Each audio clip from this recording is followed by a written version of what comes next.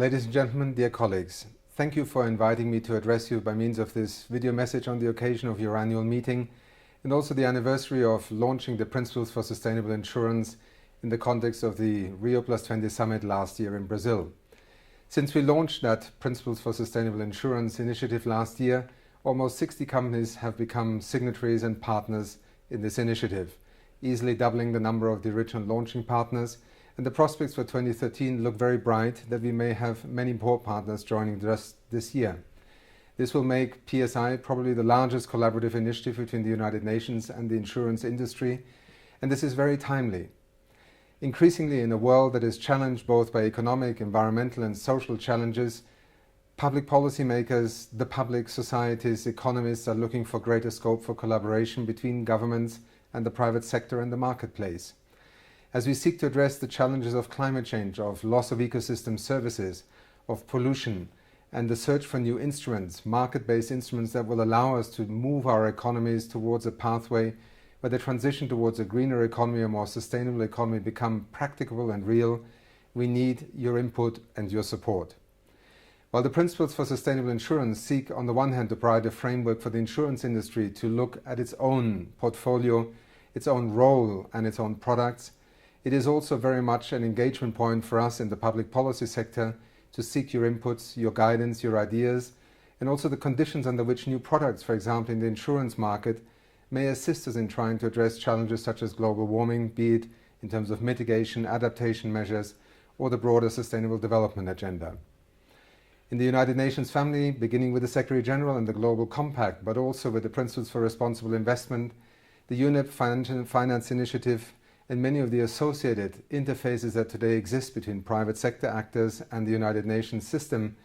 I believe that the Principles for Sustainable Insurance and our collaboration in particular offer great hope and prospect for practical suggestions and also opportunities for reform and innovation.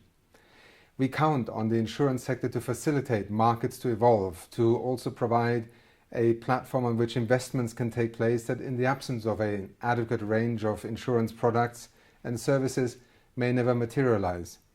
The challenge today is perhaps no longer the basic economic cost-benefit analysis challenge, but rather how the public policy arena can create conditions within which market-based instruments can not only succeed in terms of a company's bottom line, but also succeed in terms of the transformational challenges we may have, be it in the field of resource efficiency, energy efficiency, adaptation, reaching into areas such as the role of forests on our planet, and how a much greater investment also of private markets, private investors, can become part of expanding the carbon storage capacity of our planet through expanding forest areas. We have many examples in many areas in which we have succeeded in working together, and the Principles for Sustainable Insurance remain within UNEP a key priority for developing this relationship from both perspectives that I've outlined. I'm also pleased to report on this occasion that since Rio, the decisions that were taken in the context of international environmental governance and the future role of the United Nations Environment Programme have moved forward surprisingly fast. In December, the General Assembly agreed to the strengthening and upgrading of UNEP, and indeed in February of this year, we already convened the first Universal Membership Governing Council of UNEP. All member states of the General Assembly will now be represented in this forum of governance for the environment of the United Nations. And as the Governing Council decided this February, the annual meeting will in future be known under the title of the United Nations Environment Assembly. I hope this provides you also with further confidence that engaging through the lens of environmental sustainability on the broader array of sustainable development issues is not only a promising one, but a critical one in which we can inform public policy, but also private sector actors and the members with whom you work every day and that you serve. It is our hope that in the years to come, this initiative will be an example for how we can interface, move agendas along, allow an industry to evolve in the context of the public policy arena, but also to provide new innovative markets and products and services that the world needs more than ever.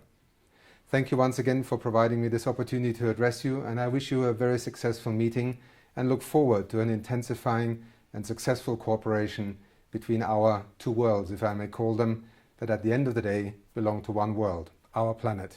Thank you.